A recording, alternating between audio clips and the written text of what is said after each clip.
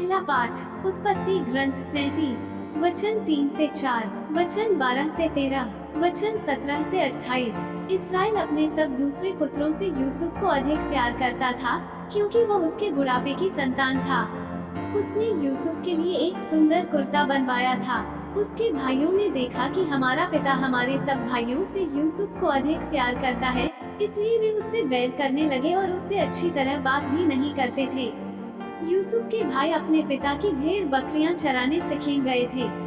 Israel ने यूसुफ से कहा, तुम्हारे भाई सिखेम में भेड़ चरा रहे हैं, मैं तुमको उनके पास भेजना चाहता हूँ। यूसुफ अपने भाइयों की खोज में निकला और उसने उनको दोतान में पाया। उन्होंने उसे दूर से आते देखा था और उसके पहुंचने से पहले ही वे उसे मार डालने का षड्यंत्र रचने लगे। उन्होंने एक दूसरे से कहा, देखो वह स्वप्न दृष्टा आ रहा है, चलो हम उसे मारकर किसी कुएं में फेंक दें। हम ये कहेंगे कि कोई हिंस्र पशु उसे खा गया है, तब हम देखेंगे कि उसके स्वप्न उसके किस काम आते हैं। रूबेन ये सुनकर उसे उनके हाथों से बचाने के उद्देश्य से बोला, हम उसकी हत्या न करें। तब रूबेन ने फिर कहा, तुम उसका रक्त नहीं बहाओ, उसे मरुभूमि के कुएं में फेंक दो, किंतु उस पर हाथ मत लगाओ। वो उसे उनके हाथों से बचाकर पिता के पास पहुंचा देना चाहता था। इसलिए जो ही यूसुफ अपने भाइयों के पास पहुंचा, उन्होंने उसका सुंदर कुर्ता उतारा और उसे पकड़कर कुएं में फेंक दिया। वो कुआं सूखा हुआ था, उसमें पानी नहीं था। इसके बाद से वे बैठकर भोजन करने लगे। उन्होंने आंखें ऊपर उठाकर देखा कि इस्माइलियों का एक कारवां गिल से आ रहा है। वे ऊंटों पर गोंद, बलसा और गंधरस लादे हुए मिस्र देश जा रहे थे। तब यूदा ने अपने भाइयों से कहा, अपने भाई को मारने और उसका रक्त छिपाने से हमें क्या लाभ होगा? आओ हम उसे इस्माइलियों के हाथ बेच दें और उस पर हाथ नहीं लगाएं, क्योंकि वह तो हमारा भाई और हमारा रक्त संबंधी है। उसके भाइयों ने उसकी बात मान ली। उस समय मिद्यानी व्यापारी उधर से निकले।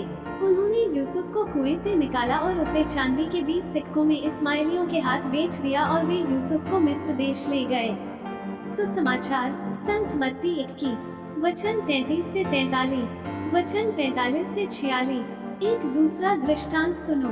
किसी भूमिधर ने दाख की बारी लगवाई, उसके चारों ओर घेरा बनवाया, उसमें रस का कुंड खुदवाया और पक्का मचान बनवाया। तब उसे असामियों को पट्टे पर देकर वह परदेश चला गया। फसल का समय आने पर उसने फसल का हिस्सा वसूल करने के लिए असामियों के पास अपने नौकरों को भेजा, किंतु असामियों ने उसके नौकरों को पकड़कर उनमें से किसी को मारा पीटा, किसी की हत्या कर दी और किसी को पत्थरों से मार डाला। इसके बाद उसने पहले से अधिक नौकरों को भेजा और असामियों ने उनके साथ भी वैसा ही किया।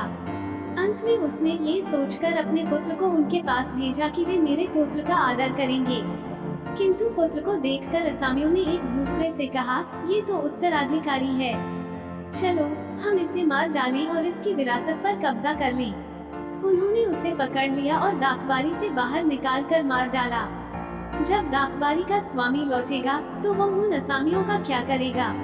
उन्होंने ईसा से कहा, वह उन दुष्टों का सर्वनाश करेगा और अपनी दाखबारी का पट्टा दूसरे असामियों को देगा, जो समय पर फसल का हिस्सा देते रहेंगे। ईसा ने उनसे कहा, क्या तुम लोगों ने धर्म ग्रंथ में कभी यह नहीं पढ़ा? कारीगरों ने जिस पत्थर को बेकार समझकर निकाल दिया था, वही कोने का पत्थर बन गया है। ये प्रभु का कार्य है, ये हमारी दृष्टि में अपूर्व है। इसलिए मैं तुम लोगों से कहता हूँ, स्वर्ग का राज्य तुमसे ले लिया जाएगा और ऐसे राष्ट्रों को दिया जाएगा जो इसका उचित फल उत्पन्न करेगा।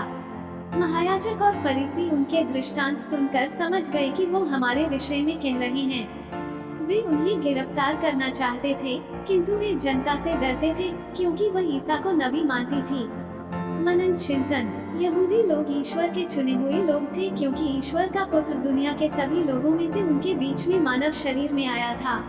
वे न केवल उन्हें पहचानने में विफल रहे, बल्कि उन्होंने उनकी निंदा की और उनके ऊपर झूठे आरोप लगाकर उन्हें मौत की सजा दिलाकर उनके साथ बुरा व्यवहार भी किया।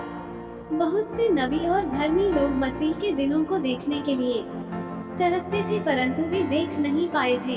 ईश्वर के राज्य के बीज यहूदियों में बोए गए, परंतु वे फल देने में असफल रहे। इसलिए राज्य उनसे छीन लिया गया और उन्हें दिया गया जो फल पैदा करेंगे। ये बात यीशु दुष्ट असामियों के दृष्टांत के माध्यम से लोगों को बताना चाहते थे। प्रभु हमसे फल पैदा करने की उम्मीद करते हैं।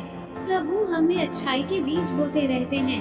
हमें उन बीजों के अंकुरित होने तक विकसित होने में समर्थन देने और उन्हें फल पैदा करने में सक्षम बनाने के लिए प्रयत्न करते रहना चाहिए।